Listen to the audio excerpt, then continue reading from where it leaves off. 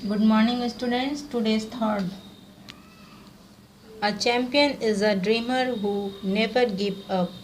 एक चैम्पियन एक सपने देखने वाला है जो कभी भी हार नहीं मानता।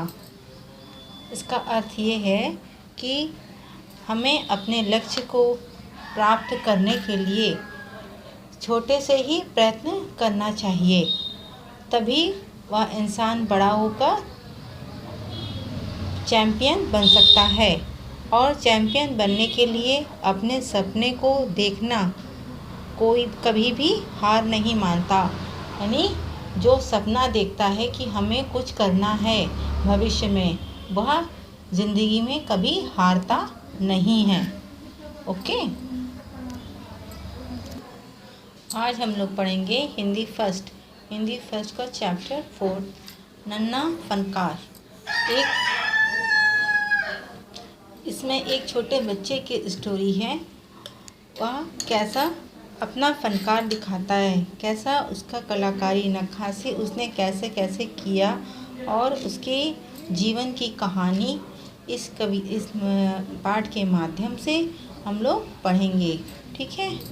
एक छोटा सा बच्चा जो 10 साल का मात्र बच्चा है, और उसने इतने छोटे से उम्र में इतना अच्छा नक्काशी सीखा है अपने बुजुर्गों से, यानी अपने माता पिता से।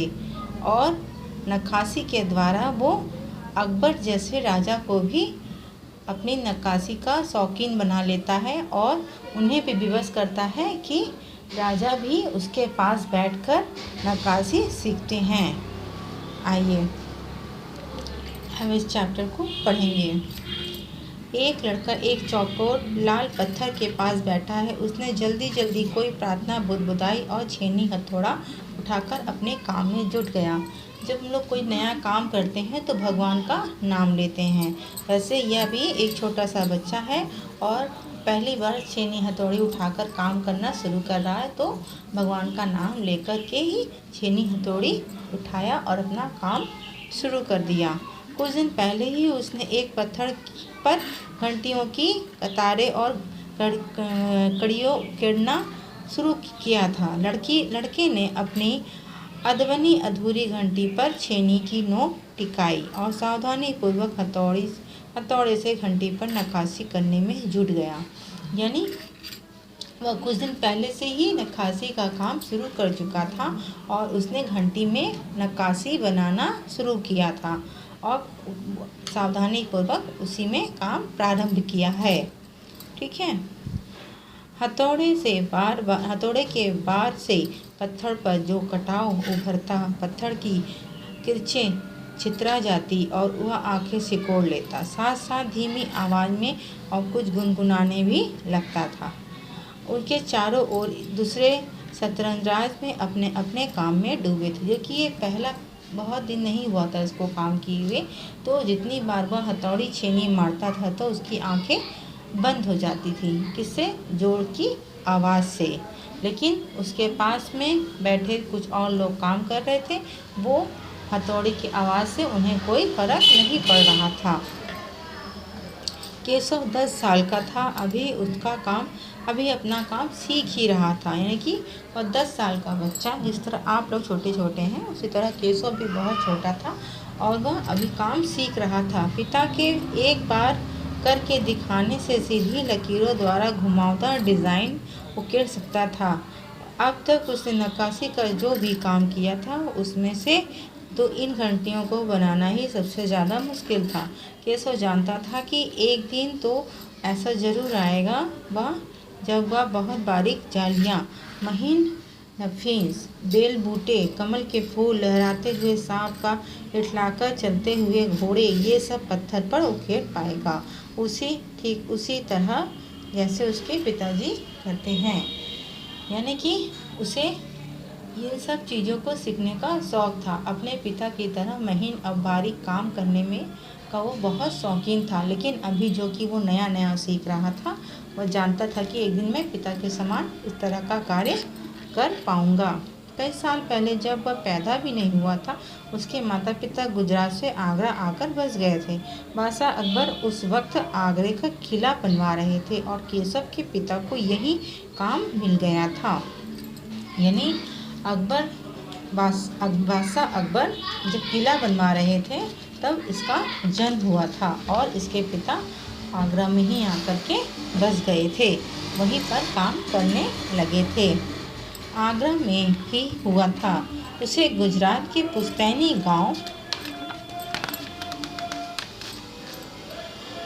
गांव का भी कभी मौका ही नहीं मिला। आगरे की गलियां और सिकरी बस उसका ही घर बन गया।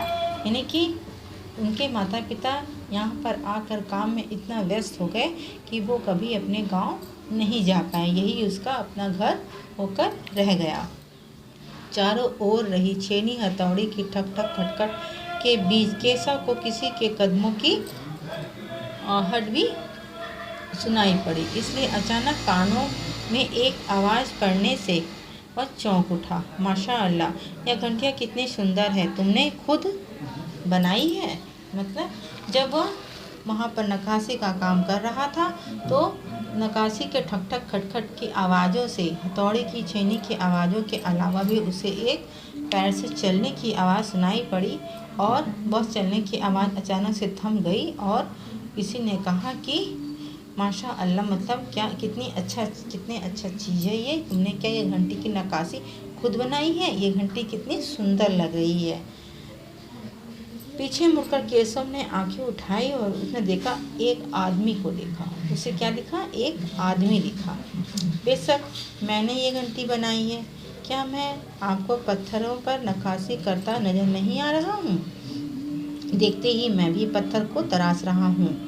उससे बच्चे ने कहा, केशव ने कहा कि क्या मैं आपको पत्थर पर तराशता हुआ नहीं दिख रहा हूँ? जाहिर सी बात है, मैं तराश रहा हूँ तो ये घंटियाँ भी मैंने ही बनाई हैं। केशव ने बड़ी किससे कहा, जिस तरह से मतलब बड़े रौब से उसने कहा इस चीज़ को। ठीक है, दिखता तो है पर तुम इतने छोटे हो ना। वह आदमी हंसते हुए बोला, 10 साल का हूँ, इसने कहा। केशव ने, आदमी ने क्या कहा, दिख तो रहा है लेकिन तुम इतने छोटे हो, इतना अच्छा नक्काशी का काम तुम कैसे कर सकते हो? तो केशव ने क्या कहा, मैं 10 साल का हूँ, यानी कि मैं छोटा नहीं हूँ, 10 साल का हो गया हूँ। 10? अच्छा। वह आदमी पास बड़े पत्थर पर बैठता हुआ, तब तो काफ़ी बड़े हो गए हो। मैंने तो 13 साल की उम्र में एक लड़ाई में हिस्सा लिया था।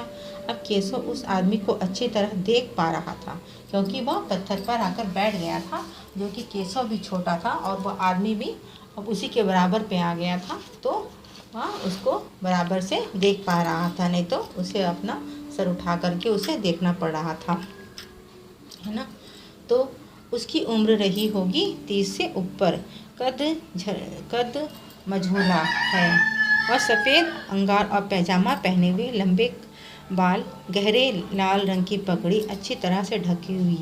लगता है कोई बहुत बड़ा आदमी है। केशव ने उस आदमी के गले में पड़ी बड़े बड़े मोती की माला और उंगलियों में अंगूठियों को देखते हुए सोचा, तीखी नाक, बड़ी बड़ी आंखें, ओंठों को ढकते हुए नीचे की तरफ आती घनी मूछें। केशव उस आदमी के व्यक्तित्व का मुआयना कर ही रहा था कि तभी उस आदमी ने एक नक्काशी की तरफ इशारा करते हुए कहा, इस लड़ी में अभी काफ़ी काम बाकी है। इससे पहले कि केशव कोई जवाब देता, उसने तेजी से दौड़कर आने की आवाज़ सुनी। तो केशव ने ऊपर से लेकर नीचे तक उसके पहनावे को देखा और वह समझने की कोशिश ही कर रहा था, तभी कोई तेजी से दौड़कर आने की आवाज़ सुनी। यह तो कोई नहीं, महल का पहरेदार है। महल का पहरेदार दौड़कर किसके पास आया? बादशाह के पास में। राजा नहीं, बादशाह के पास में, अकबर के पास में। वो जो आदमी खड़ा था केशव के पास में, कौन था? राजा था। क्या कहा? हुजूर माफ़ कीजिए, मुझे आपके आने का पता ही नहीं था, हाँफते हुए कहा। फिर वह मुड़कर भौचक से खड़े होकर केशव को घूरने लगा। बेवकूफ़, खड़ा हो, हुजूर आला के सामने बैठने की ज़रूरत तूने की है? झुककर सलाम कर इन्हें। मतलब केशव तो नहीं जानते थे कि वो हुजूर आला यानी बादशाह अकबर हैं। तो उनको तो नहीं पता था, तो वो कैसे खड़े होते। वो तो उनके पहनावे को ही निहार रहा था। तो पहरेदार ने परिचय कराया कि ये राजा अकबर हैं, तुम उनके सामने कैसे बैठे हो, खड़े होकर झुककर सलाम करो। अब केशव का माथा ठनका, उसका दिमाग चकरा गया कि बादशाह मेरे पास कैसे आ गए। उसे कुछ कुछ समझ में आ रहा था। बदहवासी से छेनी हाथ से छूट गई, नीचे गिर गई और जल्दी से उठकर खड़ा हो गया। अब जल्दी इसके सामने अगर उसने जल्दी से एक बार में उसने जब देखा, परिचय हुआ कि अकबर बादशाह अकबर हैं, तो वह हक्का बक्का रह गया और उसके हाथ से क्या छूट गई, छेनी छूट गई। जिस तरह अचानक से क्लास में प्रिंसिपल सर आ जाते हैं तो आप लोग भी देख कर के हक्के बक्के रह जाते हो। तो किसी का पेंसिल बॉक्स गिर जाता है, तो किसी के हाथ से पेन छूट जाता है, किसी की कॉपी गिर जाती है ना, कोई देखते ही रह जाता है। ठीक उसी तरह केशव का भी यही हाल हुआ जब उसने बादशाह अकबर को देखा। ठीक है, अब कहाँ है? अरे ये बादशाह अकबर तो नहीं, यह ख्याल आते ही उसने झुककर सलाम किया। उसे अभी तक परिचय नहीं कराया गया था। वो अपने मन से गेस किया, उसने अपने मन से सोचा कि कहीं ये बादशाह अकबर तो नहीं है। और खरगोश की सी कातर नजरें ने अकबर ने देख लिया। अकबर ने देखा कि वो मुझे बहुत घूर के देख रहा है। अकबर को पहरेदार की यह दखल अंदाजी अच्छी नहीं लगी, भली नहीं लगी, क्योंकि अकबर उससे एक अनजान व्यक्ति बनकर परिचय करना चाह रहे थे उस बच्चे के साथ में। लेकिन पहरेदार ने आकर के वह राज खोल दिया। उन्होंने खींच कर पहरेदार को वहाँ से जाने का इशारा किया और मतलब चिढ़ गए और उन्होंने कहा कि तुम यहाँ से चले जाओ।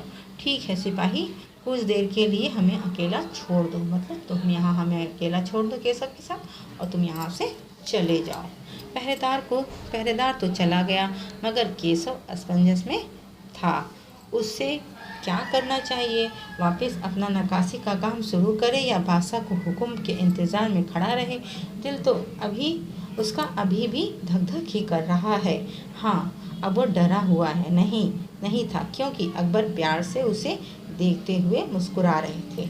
वह हक्का बक्का जरूर था, लेकिन डरा हुआ नहीं था, क्योंकि अकबर उसे अभी भी प्यार से देख रहे थे और देख करके मुस्कुरा रहे थे।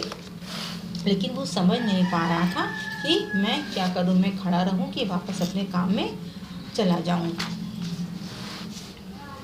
तुम्हारा नाम क्या है? अकबर ने नरम आवाज़ से पूछा। केशव उन्हें नपा तुला जवाब दिया। केशव क्या कर रहे हैं, जितना अकबर पूछ रहे हैं उतना ही जवाब दे रहे हैं। केशव, क्या तुम्हें मुझे नक्काशी करना सिखाओगे? उलझन में पड़े केशव ने तुरंत सिर हिला दिया। तब तो तुम्हें मेरे लिए हथौड़ा और छेनी का भी इंतजाम करना पड़ेगा। केशव फुर्ती से अपने पिता के पास भागा गया और छेनी हथौड़ी उठाकर उल्टे पाँव चला आया। अब केशव क्या कर रहे थे, उन्हें सिखाने की कोशिश में लगे थे। दोस्ताना अंदाज में अकबर केशव के पास ज़मीन पर बैठकर पास पड़े पत्थर को खींचते हुए बोले, ठीक है, आप बताओ मुझे क्या करना चाहिए। केशव ने संदेह भरी नज़रों से अकबर की ओर देखा। हुजूर, क्या आप यह सब करोगे? क्यों नहीं, मुझे तो विश्वास है, मैं सीख ही लूँगा। नहीं, मेरा मतलब यह नहीं है। केशव सकपका कर गया था और दरअसल यह कहना चाहता हूँ कि आप इतने बड़े बादशाह हैं, ये ठीक नहीं लगता है। उसने कुछ अनमने भाव से कहा। अकबर हंसकर बोले, अच्छा, लेकिन पिछले हफ्ते तो मैंने मिट्टी से भरी डलिया ढोने में किसी की मदद की थी। क्या यह काम भी उससे भी ज़्यादा कठिन है? केशव अभी भी असमंजस की स्थिति में था। वह अकबर के पास बैठ गया और छेनी हथौड़ी से सही तरीका सिखाने लगा। फिर केशव ने पिता ने उसे जो सिखाया था, कोयले के टुकड़े पर पत्थर की लकीरें खींचकर एक आसान नमूना बनाया और गंभीरता से देखिए, सिर्फ इन्हीं लकीरों को बहुत ध्यान से तराशना है। अकबर ने पत्थर की छेनी पर रखी थोड़े से जोर से हथौड़े पर वार किया, जिससे कटाव ज़्यादा गहरा हो गया। जब हम लोग पहली बार कोई काम करते हैं तो वो थोड़ा गलत हो जाता है। तो केशव ने भी जब सिखाया उन्हें, लेकिन थोड़ा सा जोर से करने से वह चीज़ थोड़ा सा गड़बड़ हो गया, है ना। अरे अरे नहीं नहीं, केशव ने तुरंत गलती पकड़ी, हथौड़े को आहिस्ता से मारना है, ऐसे ऐसे उससे करके दिखाना। उसने उसे दिखाया। किसको? अकबर को। ठीक है। हाँ और हाँ, उनकी आंखें थोड़ी मींच कर रखें, वरना खींच खिरचे उड़कर आँख जब आप उसमें हथौड़ी मारी, थोड़ा सा आँख मीच लीजिए, नहीं आँख थोड़ा सा छोटा कर लीजिए, नहीं तो आपकी आँखों में कुछ कण चले जाएंगे। अकबर मुस्कुराए और कहा, जी हुजूर। जवाब में केशव ने मुस्कुरा दिया। तो वह लगभग भूल ही गया था कि बगल में बैठा हुआ व्यक्ति हिंदुस्तान का बादशाह है। एक अनाड़ी से वयस्क पर अपने काम की धाक जमाते हुए उसने मज़ा आ रहा था। एक बड़े ध्यान से देख रहा था अकबर, उसकी लकीरों को उखेड़ कर देख रहा था। बादशाह ने भी जरा से भी चूक हो जाने पे फौरन तो उसकी बादशाह से अगर थोड़ी सी भी चूक हो जाती थी तो केशव एक अच्छे शिक्षक की तरह उसको गाइड कर रहा था। ये नहीं जान रहा था, एक बार वो ये भी खुद भी भूल जा रहा था कि वो कि वो खुद 10 साल का बच्चा है और जिसे सिखा रहा है वह बादशाह है। काम करते करते अकबर पूछ बैठते, केशव सही नहीं क्या? अरे और केशव सिर हिलाकर उनकी अपनी असहमति जता देता है। अकबर इम्तिहान से बैठ जाते हैं। केशव को काम करता हुआ देखते रहते हैं। अपने काम में खोए उन दोनों को यह बात का एहसास ही नहीं हुआ कि आसपास मौजूद दूसरे शतरंज ने उन्हें और भी लोग जो बगल में बैठे हुए हैं वो उन लोगों को देख रहे हैं। उन्हें बिल्कुल भी इसका ख्याल नहीं था। अकबर ने गौर किया कि केशव पत्थर पर बने नमूनों को ही नहीं तराश रहा है, बल्कि उनकी तरफ से भी उसे कुछ छोड़कर ही, जिससे वो ज़्यादा डिज़ाइन खूबसूरत लगे। लड़के के काम करने के अंदाज को देखकर अकबर ने धीमे से कहा, केशव देखना, तुम एक दिन बहुत बड़े फनकार बनोगे। हो सकता है कि एक दिन तुम मेरे कारखाना में काम करो। कारखाना? कैसा कारखाना? तो बस एक बार ये महल तैयार हो जाए और लोग आगरा से आकर यहाँ रहने लगें, तब मैं कारखाना बनवाऊंगा। इस कारखाने में मेरी सल्तनत में सबसे बढ़िया फनकार और शिल्पकार काम करेंगे। चित्र बनाने वाले कलाकार, गलीचों और बुनकर, शतरंज, पत्थर और लकड़ी पर नक्काशी करने वाले शिल्पकार सभी वहाँ काम करेंगे।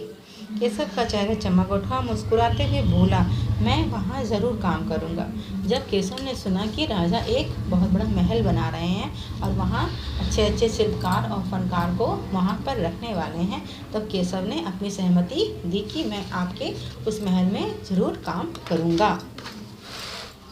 अकबर उठ खड़े हुए जाते हुए बड़े प्यार से केशव का कंधा थपथपाया और बोला, अच्छा बेटा, अपना काम जारी रखो। हुजूर, क्या आप दोबारा आएंगे? केशव ने बड़ी उत्सुकता से पूछा। मैं ज़रूर आऊँगा केशव।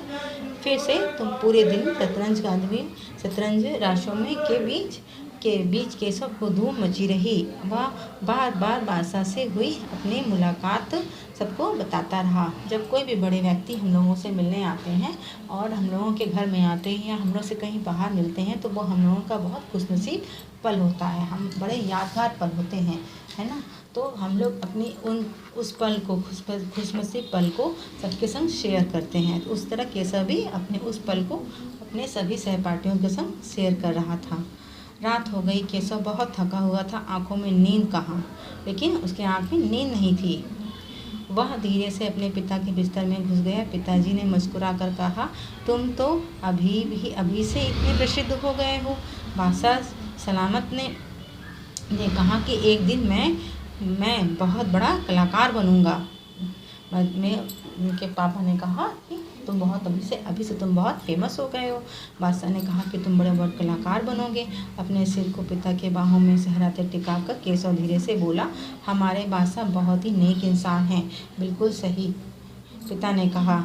कुछ सोचकर केशव ने कहा, बाबा एक बात बताओ, बादशाह के पास आगरा में एक से बढ़कर एक खूबसूरत महल है, फिर भी सिकरी में यह शहर क्यों बनवा रहे हैं? पिता ने कुछ याद करते हुए बताना शुरू किया कि हाँ बेटा, बादशाह का आगरा बहुत सुंदर शहर है, पर सिकरी में एक नया शहर बनवाने का भी एक खास कारण है। मैंने सुना है जब बादशाह अकबर को कोई संतान न थी, इस वजह से वह वक्त परेशान रहते थे। वे बहुत से साधु संतों फ़कीरों के पास गए थे। भटकते भटकते बादशाह ख्वाजा सलीम चिश्ती के पास सिकरी आए। उन्होंने बादशाह को बताया कि उनके एक नहीं 3 संतानें होंगी, शहजादा सलीम, मुराद और दनियाल। केशव ने चहकते हुए कहा, बिल्कुल सही। तब बादशाह ने ख्वाजा सलीम चिश्ती के सम्मान में सिकरी में नगर बसाने का फैसला किया है। केशव ने कहा, अच्छा, अब समझा। इसलिए बादशाह अकबर ने अपने बेटे का नाम भी क्या रखा है? सलीम।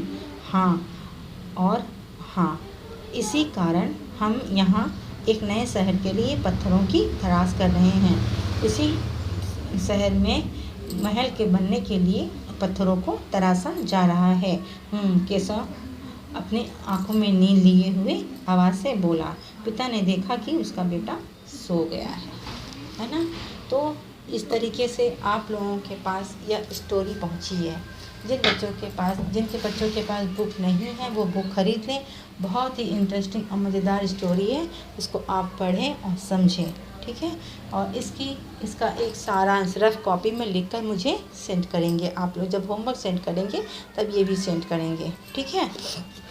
इसके अलावा इसमें जो भी एक्सरसाइज करवाए गए हैं, ठीक, एक्सरसाइज जितने भी करवाए गए हैं वो सारे एक्सरसाइज मैं आप लोग को कॉपी में करके दूंगी। आप अपने रफ कॉपी फेयर कॉपी में उतार लेंगे, ठीक है। इसके पहले आपको ये चैप्टर बहुत अच्छे से पढ़ना है, पढ़ के इसका सारांश राइट करना है, ठीक है। और मैंने ये आप लोगों से कहा था बनाने के लिए, किसी बच्चे ने मुझे बनाकर नहीं दिखाया है, ठीक है। अब आने वाले संडे में आप लोग ये मुझे पैराशूट बनाकर दिखाएंगे, ओके। आशा है मेरी बातों को ध्यान से सुनेंगे और फॉलो करेंगे, ओके। घर पर रहिए, सुरक्षित रहिए। धन्यवाद।